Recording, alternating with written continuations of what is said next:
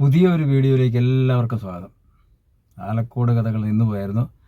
ആലക്കോട് സ്കൂളിൽ നിന്ന് എന്നേക്കുമായിട്ട് എന്നെ പുറത്തിറക്കി വിട്ട കഥ ഞാൻ പറഞ്ഞു. അന്ന് എൻ്റെ വളരെ വേണ്ടപ്പെട്ട സുഹൃത്തായ ബേബി ജോസഫ് വട്ടക്കുന്ന് എന്ന വട്ട എന്നോട് പറഞ്ഞ കഥയെ ഞാൻ പറഞ്ഞു, നീ ഇറങ്ങിക്കോ, നിന്നെ ഇനി ക്ലാസ്സിൽ കയറ്റിയിട്ട് ആലക്കോട് സ്കൂളിൽ പഠിത്തമുള്ളൂ. എന്നാൽ ഞാൻ അന്ന് സമരം പ്രഖ്യാപിക്കാൻ പറ്റിയ ഒരാളാണ് അദ്ദേഹം KSUവിൻ്റെ ഞങ്ങളുടെ ആലക്കോട് സ്കൂളിലെ നേതാവായിരുന്നു. എന്താ എനിക്ക് പറയുന്നത് അറിയത്തില്ല, യൂണിറ്റ് പ്രസിഡന്റ് എന്ന് കണ്ട പറയുന്നത് എനിക്ക് തോന്നുന്നു. ഏതായാലും അദ്ദേഹം പറഞ്ഞ ബലവും അല്ലാതെ തന്നെ സാർ ഇറങ്ങി ഇപ്പോൾ കൊള്ളാൻ പറഞ്ഞ സ്ഥിതിക്ക് നിന്നിട്ട് കാര്യമൊന്നുമില്ല, പോകുമല്ല, രക്ഷയില്ല. ഞാൻ പുസ്തകവും പൊതിച്ചോറും എടുത്ത് സ്കൂളിൻ്റെ മുറ്റത്ത് നിന്ന് ഇറങ്ങുന്നു. ആലക്കോട് പഠിച്ചിട്ടുള്ളവർക്കും ആലക്കോട് ഏകദേശം സ്കൂളൊക്കെ അറിയാവുന്നവർക്കറിയാം, സ്കൂളിൻ്റെ ഫ്രണ്ടിൽ വലിയ ഞങ്ങളുടെ ഒരു ഗ്രൗണ്ടുണ്ട്. ഈ ഗ്രൗണ്ടിനൊരു 200 മീറ്റർ വീതി ഉണ്ടാവും റോഡിലേക്ക് എത്താനായിട്ട്. ഞാൻ ഈ പുസ്തകമായിട്ട് നടന്നു വരുമ്പോൾ സ്കൂളിൽ നിന്ന് ഇറങ്ങിയപ്പോൾ തന്നെ സ്കൂളിൻ്റെ ഇടതുഭാഗത്ത് വായനശാല കയറ്റം എന്ന് ഞങ്ങൾ പറയുന്നൊരു കയറ്റമുണ്ട്. ഇവിടെ വായനശാലയുണ്ട് ഞങ്ങളുടെ സ്കൂളിൻ്റെ ഭാഗത്ത് തന്നെ.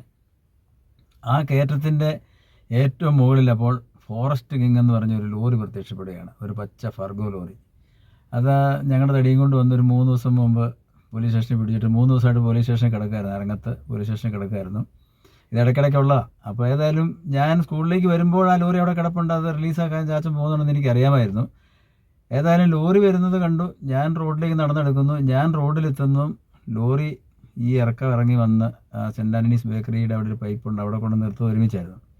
എന്നെ കണ്ട പാടെ ലോറി നിർത്തി ചാച്ചൻ അതിൻ്റെ അകത്ത് ഇറങ്ങി വരുന്നത്. ആ വരവ് കണ്ടാൽ അറിയാം എനിക്കിട്ട് 2 കിട്ടുമെന്നുള്ളത്. കാരണം സ്കൂളിൻ്റെ വരാന്തയിലോ മുറ്റത്തോ ഗ്രൗണ്ടിലോ റോഡിലോ ഒരു കുട്ടി പോലും, സ്കൂൾ കുട്ടി പോലും ഇല്ലാത്ത സമയത്ത് പൊതിച്ചോറും പുസ്തകമായിട്ട് ഞാൻ പതുക്കെ വരികയാണ്. സാധാരണ ഒരു പിതാവിൻ്റെ ചിന്താഗതി എന്തായിരിക്കും, ഇവൻ ക്ലാസ് കട്ട് ചെയ്ത് മുങ്ങിയതാണ് എന്നല്ലേ വിചാരിക്കുള്ളൂ.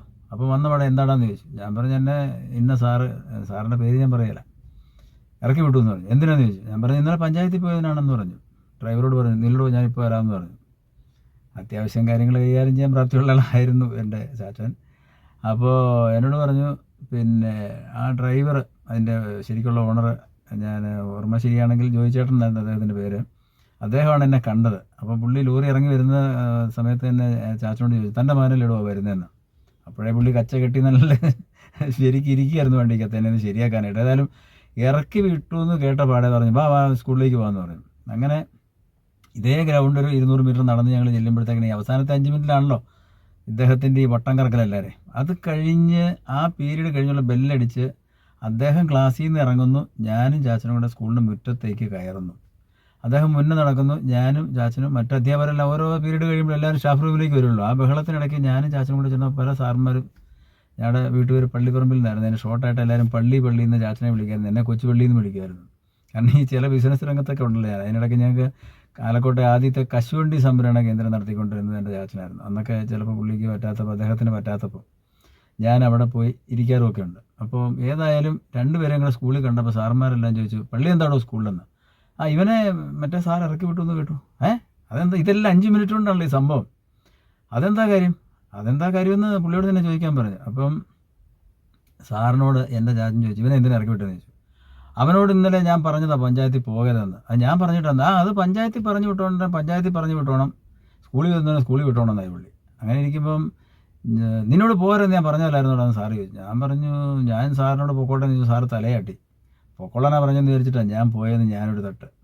അതങ്ങനെയാണോ നീ മനസ്സിലാക്കി. അപ്പം അവിടെ വിശ്വനാഥൻ സാർ എന്ന് പറഞ്ഞ് എൻ്റെ 6ാം ക്ലാസ്സിലെ ക്ലാസ് ടീച്ചറുണ്ട്. സാറ് പറഞ്ഞു, ആവശ്യക്കാരൻ ഔചിത്യമില്ലെന്നാടോ, അവൻ മനസ്സിലാക്കിയത് പൊക്കോളാനാ പറഞ്ഞു, അത് വലിയ തെറ്റായിട്ടൊന്നും കൂട്ടണ്ട, ആ കുട്ടി അങ്ങനത്തെ ആളെല്ലാം പോട്ടെ എന്ന് പറഞ്ഞു.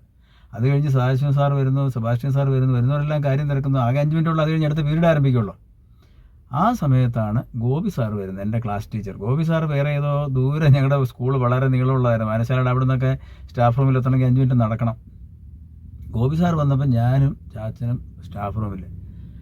എന്താ പ്രശ്നമെന്ന് ചോദിച്ചപ്പോൾ ഞാൻ സാറിനോട്, സാറേ ഞാൻ ഇന്നലെ സാറിനോട് ചോദിച്ചതല്ലായിരുന്നോ പഞ്ചായത്തിൽ. അത് ചോദിച്ചാണ്, അതൊന്നും എനിക്കറിയണ്ട എന്ന് പറഞ്ഞ് മറ്റേ സാർ എന്നെ ഇറക്കി വിട്ടയാൾ. അപ്പോൾ ഗോപി സാർ പറഞ്ഞു, ഈ കുട്ടി എന്നോട് ചോദിച്ചിട്ടാണ് പോയത്, എൻ്റെ പോർഷനൊക്കെ തീർന്നാണ്, കുട്ടി ക്ലാസ്സിൽ പോയിരിക്കൂ, ഗോ ടു യുവർ ക്ലാസ്സസ് എന്ന് മോഹൻലാൽ പറഞ്ഞപ്പോൾ എനിക്ക് അതിന് മുമ്പ് എന്നോട് സാറ് പറഞ്ഞ ഓർമ്മയാണ് വന്നത്. കുട്ടി പോയി ക്ലാസ്സിൽ ഇരിക്കുന്ന ഒരൊറ്റ കമാൻഡാണ് സാറ്. അവിടെ എന്നെ ഇറക്കി വിട്ട സാറിൻ്റെ എല്ലാ പ്രഭാവവും നഷ്ടപ്പെട്ടു. എന്നോട് കുട്ടി പോയി ഇരിക്കുമെന്ന് പറയുന്നത്, ഞാൻ പുസ്തകം കൊണ്ട് ക്ലാസ്സിൽ കയറിയിരിക്കുന്നത്. അങ്ങനെ എന്നേക്കുമായിരിക്കും ഇറക്കി വിടപ്പെട്ട ഞാൻ വെറും 15 മിനിറ്റിനുള്ളിൽ തിരിച്ച് ക്ലാസ്സിൽ കയറി. ഇതെല്ലാം ഒരു ജീവിത അനുഭവമായതുകൊണ്ടാണ് ഞാനിതൊരു കഥയായിട്ട് പറയുന്നത്. ഇത് പലർക്കും പിന്നീട് പ്രായോഗികമായ ഒരു കാര്യമായിരുന്നു, എനിക്ക് പ്രായോഗികമായി വന്നു എന്നുള്ളത് മനസ്സിലാവും. അടുത്ത കഥകൾ അടുത്ത എപ്പിസോഡിൽ.